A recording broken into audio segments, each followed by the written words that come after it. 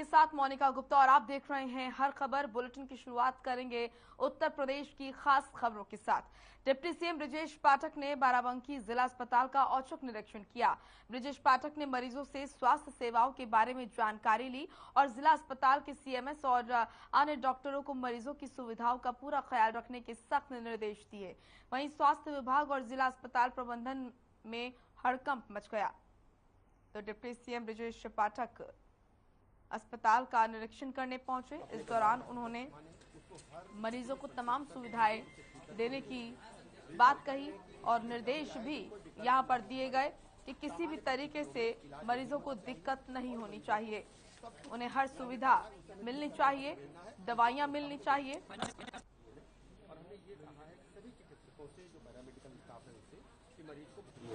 और हमने ये कहा है कि सभी चिकित्सकों से जो पैरामेडिकल स्टाफ है उससे कि मरीज को भगवान माने, अपने परिवार का सदस्य माने, उसको हर स्थिति में संतुष्ट करके भेजें, उसे ठीक करके भेजें। रिफर करने की स्थिति कभी आए जब कोई विकल्प ना हो हमारे पास। सामान्य परिस्थितियों में इलाज नहीं होना चाहिए और मरीजों को सब कुछ वो हमें करना है, उसे हमें ठीक करने यहाँ से भेजना है, ऐसी व्यवस्था हमें देनी है। और हमने ये कहा है लखनऊ में पुलिस की दबंगई का मामला सामने आया है, जहां पत्रकारों को पुलिस से सवाल पूछना महंगा पड़ गया, जिसके चलते पुलिसकर्मियों ने न सिर्फ मीडिया पत्रकारों के साथ अभद्रता की बल्कि मारपीट पर भी उतारू हो गए।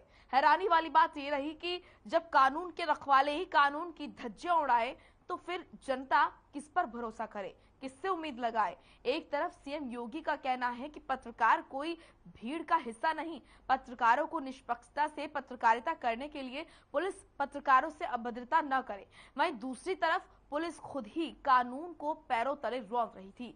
ना तो सिर पर हेलमेट और ना ही मुंह पर मास्क। उस पर अगर कोई आपसे सवाल पूछ ले तो उसके साथ दरिंदगी करने पर उतारू हो जाते हैं। जब police commissioner DK Thakur police कर्मियों को का ऐसा बर्ताव देखेंगे तो वो भी परेशान हो जाएंगे। अब देखना ये है कि पुलिस की इस हरकत पर कोई जवाबदेही होती है या नहीं।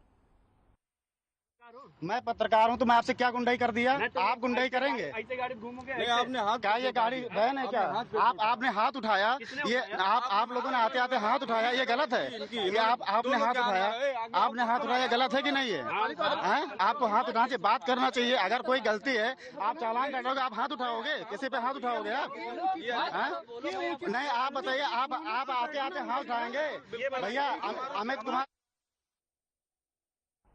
चलिए अब खबर प्रतापगढ़ से, जहां पर शादी समारोह के दौरान घर के छप्पर में आग लग गई। आग लगने के बाद घर में अफरा तफरी मच गई। वहीं शादी में दहेज का सामान और अनाज जलकर खाक हो गया। शादी कार्यक्रम के दौरान लोगों ने कड़ी मशक्कत के बाद आग पर काबू पाया। ये तस्वीरें उस दौरान की जब घर के छप्पर में आग लगी। आपको बता दें इस आगजनी में काफी नुकसान बताया जा रहा है। शादी वाला घर था ये, जिसमें दहेज का सामान रखा हुआ था और अनाज रखा हुआ था। बताया ये जा रहा है कि इस आगजनी में दहेज का सामान और अनाज जल गया। वहीं इन तस्वीरों को देखकर आप अंदाजा लगा सकते हैं कि घर के अंदर तमाम जो चीजें थीं वो किस तरीके से जलकर खाक हो गई होंगी। आग की लपटें और धुएं का गुब्बार, इस मंजर को देखकर आप अंदाजा लगा सकते हैं कितना नुकसान यहां पर हुआ होगा। कड़ी मशक्कत के बाद आग पर काबू पाया गया।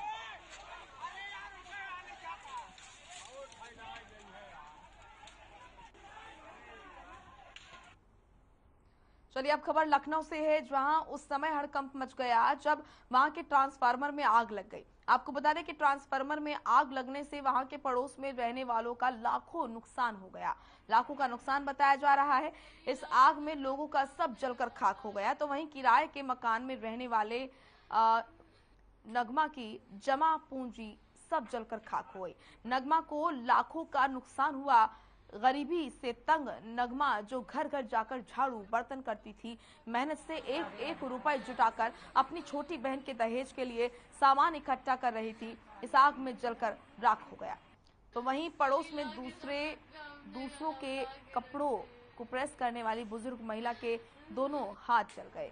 दोनों महिलाओं ने प्रशासन से मदद की गुहार लगाई है।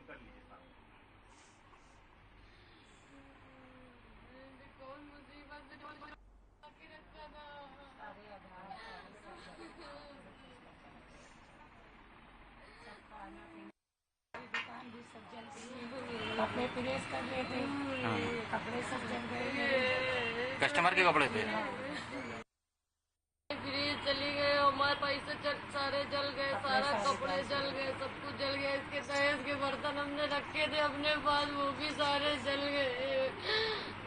क्या काम करती हैं आप लोग? झाड़ू पोछा करते हैं। किराए पे रहती थी? जी किराए पे रहते हैं। पैसे के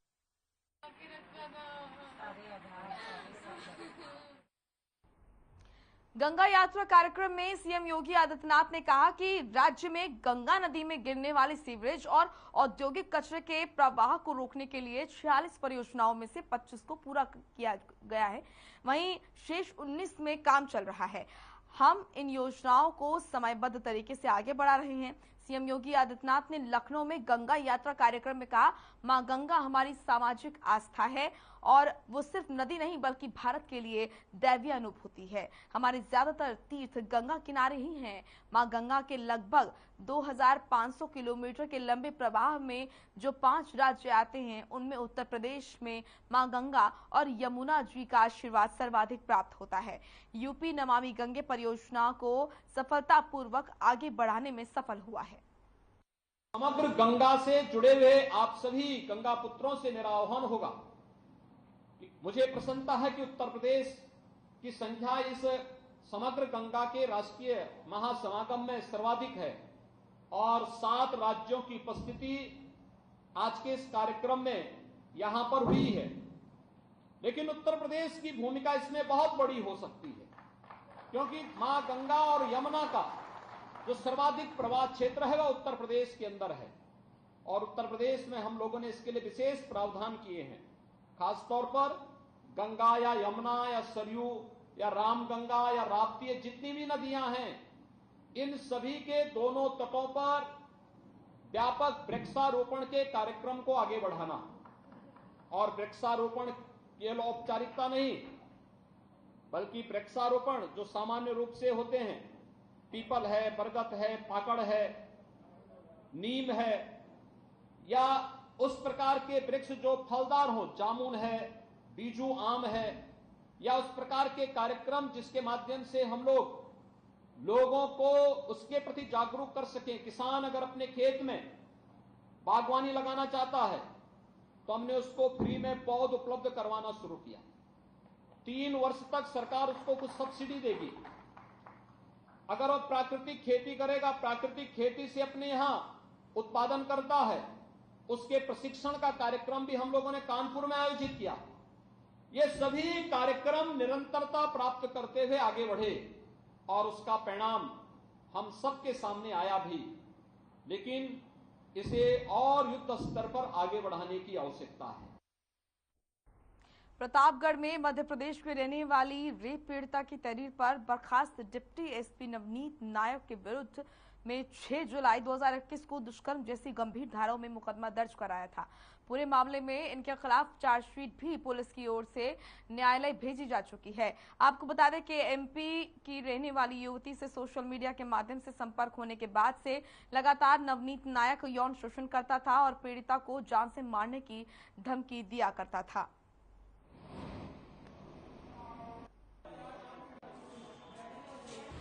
आज उक्त महिला आई थी और उसके द्वारा आरोप लगाया गया कि पुनः नवनीत नायक जी द्वारा उसे परेशान किया जा रहा है, जिस संबंध में उसके द्वारा प्रार्थना पत्र दिया गया और थाना कोतवाली नगर में अभियोग पंजीकृत कर अवश्य विधि कार्रवाई की जा रही है और निष्पक्ष विवेचना संपादित होगी और जो कुछ भी होगा सच वो सामने आएगा। ये पीड़िता एमपी की रहने वाली? जी।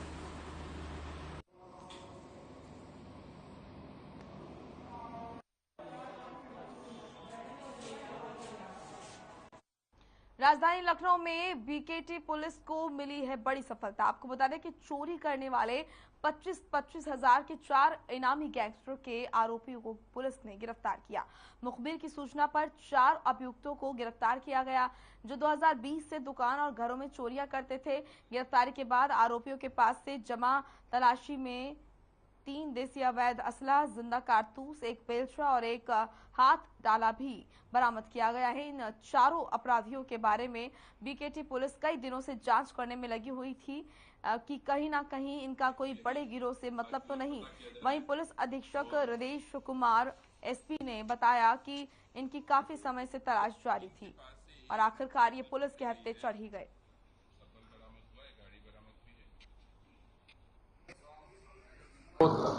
चार लोग जिसमें गिरफ्तार हुए हैं वो चोरी नहीं हुई थी। ये 4 लोगों में से 3 अपराधी हमारे गैंगस्टर अधिनियम के एक मुकदमे में वांछित चल रहे थे, जिन पर इनाम भी रखा गया था। जिनकी गिरफ्तारी में 25-25 हज़ार रुपये का इनाम घोषित था। उन तीनों की गिरफ्तारी उनके चौथे साथी के साथ में की गई। वो चोरी की योजना बना रहे थे। ने व्हीकल में अवैध असलाहों के साथ, चोरी करने के औजारों के साथ उनको गिरफ्तार किया गया। इनकी बड़ी क्रिमिनल हिस्ट्री है और निश्चित रूप से इससे क्षेत्र में चोरी पर लगाम लगाने में पुलिस को सफलता प्राप्त हुई है।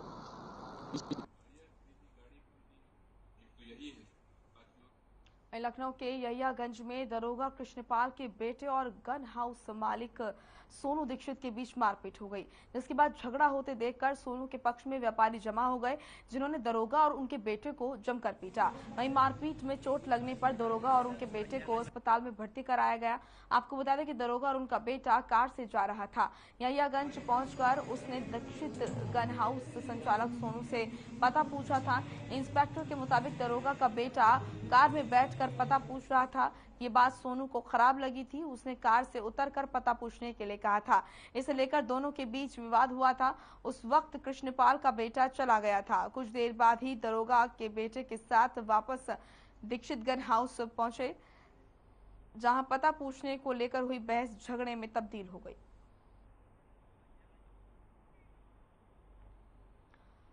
तो आपको बता दें कि पता पूछने को लेकर दो पक्ष आपस में भिड़े। दरोगा और दरोगा के बेटे के साथ मारपीट की गई।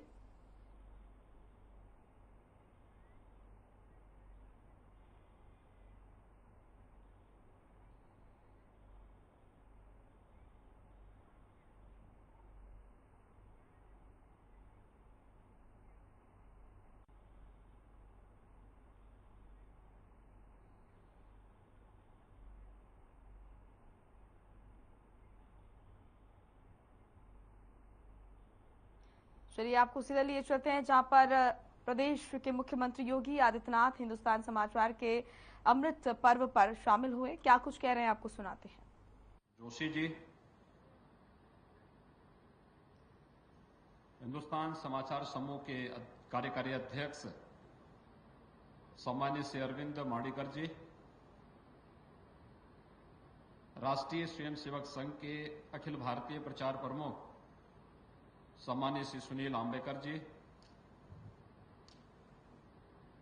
राष्ट्रीय स्वयंसेवक संघ के सह क्षेत्र संचालक पूर्वी उत्तर प्रदेश श्री राम कुमार जी,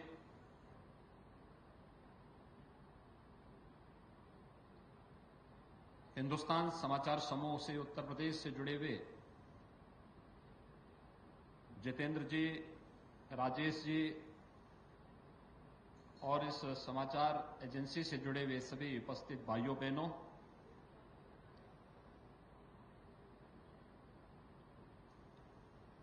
पिछहत्तर वर्ष किसी व्यक्ति के जीवन में हो तो उसके जीवन का वह चतुर्थ काल माना जाता है और किसी संस्थान या समूह से हो तो उसके जीवन की उन ढेर सारी उपलब्धियों से जुड़ा हुआ भी वह एक अवसर होता है जो वह एक लंबे समय से समाज को दे रहा है। व्यक्ति हो या समाज, संस्था हो या समूह,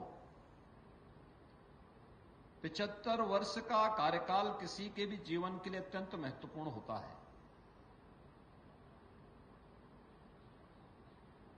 भारतीय मनीषा ने जीवन को जो 4 महत्वपूर्ण आश्रम व्यवस्था के साथ विभाजित किया, उसके पीछे का ध्येय भी यही था कि पहला जो आश्रम होगा वह दूसरों पर आश्रित होकर के अपने लिए आधार तैयार करने का होगा। दूसरा आश्रम व्यक्ति को स्वयं के लिए आत्मनिर्भर बनने का। तीसरा चरण जब प्रारंभ होता है तो व्यक्ति दूसरों के लिए भी कुछ मददगार कर सके, इस दृष्टि से वह कालखंड होता है। और चतुर्थ चरण जब प्रारंभ होता है तो अपने आप में संपूर्ण समर्पण का भाव लोक और समाज के लिए होता है। हिंदुस्तान समाचार एजेंसी ने अपनी स्थापना काल से ही भारतीयता को महत्व देकर के सत्य, संवाद और सेवा को अपने जीवन का ध्येय वाक्य बना करके समाचार की गुणवत्ता को, भारतीय भाषा और भारतीय परंपरा का सम्मान करते हुए उसकी गुणवत्ता को ध्यान में रख करके 74 वर्ष की अपनी आयु को पूरा करते हुए 75वें वर्ष में प्रवेश किया है। यानी अमृत काल प्रारंभ हुआ है भारत की इस महत्वपूर्ण समाचार एजेंसी हिंदुस्तान समाचार एजेंसी का। मैं इस अवसर पर हिंदुस्तान समाचार एजेंसी से जुड़े हुए अरविंद जी को और उनकी पूरी टीम को हृदय से बधाई देता हूं, अपनी शुभकामनाएं देता हूं। एक लंबे समय से आप सोचिए, जब चैत्र शुक्ल प्रतिपदा 1948 को हिंदुस्तान समाचार समूह की नींव रखी गई थी, सरदेव दादा साहब आप्टे के द्वारा। उस समय उन्होंने उस कार्य को जब प्रारंभ किया होगा, उनके सामने स्वतंत्र भारत में स्वाभाविक रूप से विजुअल मीडिया नहीं था। प्रिंट मीडिया में हमारी उपस्थिति किस रूप में होनी चाहिए, उसे वह दृष्टि देने का रहा होगा। स्वतंत्र भारत में भारतीय दृष्टि भी अपना महत्व रखेगी और भारतीय दृष्टिकोण को सामने रख करके हम समाचार को संवाद से जोड़ेंगे, क्योंकि भारत दुनिया का सबसे बड़ा लोकतंत्र बनने वाला था और दुनिया के सबसे बड़े लोकतंत्र की सबसे बड़ी ताकत होगी संवाद। लेकिन उस संवाद के साथ सत्य भी होगा और सत्य के साथ साथ देश के प्रति अपनी सेवा व्रत से भी हम च्युत नहीं होंगे। इन तीनों में समन्वय बनाते हुए हम कार्य करेंगे और वह भाव आगे बढ़ते हुए जब स्वर्गीय बालेश्वर अग्रवाल जी ने इस दायित्व को आगे बढ़ाया, जब इस कार्यक्रम को पुनर्जीवित इमरजेंसी के समय में जब लोकतंत्र का गला घोंटने का प्रयास हुआ, तो ये मानना कि हिंदुस्तान समाचार समूह से वंचित रह जाएगा, यह कभी संभव ही नहीं था। जिन लोगों ने लोकतंत्र का गला घोंटने का प्रयास किया था, उन लोगों ने लोकतंत्र को मजबूती प्रदान करने वाले उन हर स्तंभों का गला घोंटने का भी प्रयास किया था, चाहे उसमें उस समय की मीडिया से जुड़े हुए बड़े बड़े स्तंभ रहे हों और उसमें से एक प्रमुख समाचार एजेंसी हिंदुस्तान का भी समाचार एजेंसी समूह को भी इसी प्रकार के दंश को झेलना पड़ा था। लेकिन फिर उसको पुनर्जीवित करने का जो श्रेय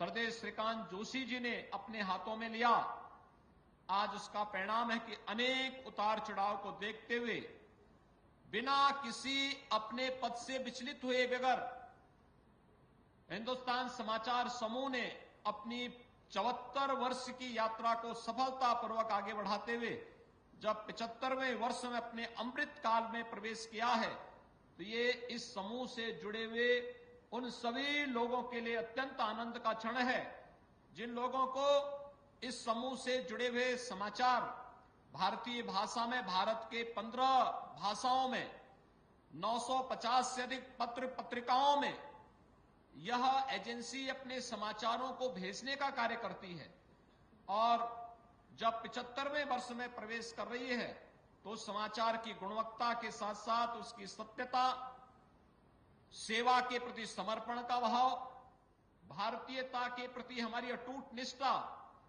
उन सबको यह आनंद की अनुभूति इस अवसर पर हो रही है। मैं हिंदुस्तान समाचार समूह से जुड़े हुए अपने सभी पदाधिकारियों को इस अवसर पर उनका हृदय से अभिनंदन करता हूं, उन्हें हृदय से अपनी बधाई देता हूं, अपनी शुभकामनाएं भी देता हूं। मित्रों, 74 वर्ष की एक यात्रा अब हमें समाचार क्षेत्र में उन नई चुनौतियों से जूझने के लिए प्रेरित करती है जो आज एक नए रूप में आया है। आज हम देखते हैं यह अनेक प्रकार की चुनौतियों से क्षेत्र जूझ रहा है और उन चुनौतियों से यह एजेंसी भी अपने आप को अलग नहीं कर सकती। एक तरफ प्रिंट मीडिया है, दूसरी तरफ विजुअल मीडिया है, तीसरी तरफ सोशल मीडिया अपने एक नए अवतार के रूप में सामने आई है, तो डिजिटल मीडिया के भी महत्व को हम कभी नकार नहीं सकते। और लोगों का दृष्टिकोण भी बदला है। आयु वर्ग हो, अलग अलग क्षेत्र में कार्य करने वाला वर्ग है, उन सब के लिए इन सभी में से अलग अलग का महत्व है। हिंदुस्तान समाचार एजेंसी भी इस दिशा में अपना प्रयास आगे बढ़ा रही है और मुझे प्रसन्नता है कि अमृत काल यह भारतीयता का काल बनना चाहिए। दुनिया के लिए भारतीयता का काल बने। भारतीयता का काल इसलिए महत्वपूर्ण है। आज आप देख रहे होंगे दुनिया एक तरफ इस सदी की सबसे बड़ी महामारी से जूझ रही है। कोरोना जैसी महामारी पूरी दुनिया को अपने चपेटे में लिए हुए है। दुनिया के बड़े बड़े देश जिन्होंने भौतिक विकास की नई ऊंचाइयों को छुआ, लेकिन कोरोना के सामने पस्त हो गए। वहां कोई प्रोत्साहन नहीं था। हो सकता उनका हेल्थ इंफ्रास्ट्रक्चर बहुत अच्छा रहा हो, लेकिन कोरोना के सामने पूरा देश उनका पस्त होता हुआ दिखाई दिया। लेकिन दूसरी तरफ दुनिया का सबसे बड़ा लोकतंत्र भारत है, जिन्होंने प्रधानमंत्री मोदी जी के नेतृत्व में कोविड प्रबंधन की अपनी एक अलग पहचान दुनिया के सामने प्रस्तुत की और भारत के प्रबंधन का लोहा दुनिया को मनवाने में सफलता प्राप्त की। एक तरफ इस सदी की महामारी और दूसरी आप देख रहे होंगे दुनिया में आज रूस और यूक्रेन के बीच चल रहे युद्ध के बीच जब शांति की बात आती है तो दुनिया में हर व्यक्ति एक दूसरे के साथ पार्टी बना हुआ है, लेकिन शांति हर व्यक्ति चाहता है। उन स्थितियों में सबकी निगाह कहीं है तो भारत की ओर है, भारत के प्रधानमंत्री मोदी जी की ओर है। हर एक राष्ट्राध्यक्ष इस समय प्रधानमंत्री मोदी जी से संवाद स्थापित कर रहा है। सबका दृष्टिकोण यह है कि भारत की पहल का असर पड़ेगा, भारत की मध्यस्थता का असर पड़ेगा। आज भारत उस स्थिति में है कि दुनिया भारत के इन सभी कौशल और प्रबंधन क्या लोहा मान रही है। और यही कारण है कि भारत आज जिस दिशा में आगे बढ़ रहा है, भारत के समाचार, भारतीय भाषा को महत्व देते हुए भारत की यह प्रमुख समाचार एजेंसी हिंदुस्तान समाचार समूह आज उस दिशा में आगे बढ़ने का कार्य कर रहा है। मुझे पूरा विश्वास है कि अमृत काल हम भारतीयता के काल के साथ जोड़ते हुए लोगों को उसकी रुचि के अनुरूप, वह सोशल मीडिया में या डिजिटल मीडिया में या विजुअल मीडिया में या प्रिंट मीडिया में, जिस भी क्षेत्र का वह समाचार चाहता होगा, त्वरित समाचार गुणवत्ता से युक्त और सत्यता के साथ हम उसे वह समाचार उपलब्ध करवाने में समाचार एजेंसी के माध्यम से इस अमृत काल में हम उन नई ऊंचाइयों तक पहुंचाने में सफल होंगे। मुझे हिंदुस्तान समाचार समूह के द्वारा निकाले जाने वाले पाक्षिक युग वार्ता और मासिक पत्रिका नवोत्थान के साथ जुड़ने का अवसर प्राप्त होता रहा है। चलिए फिलहाल अपना उत्तर प्रदेश में इतना ही। आप देखते रहिए हर खबर। नमस्कार।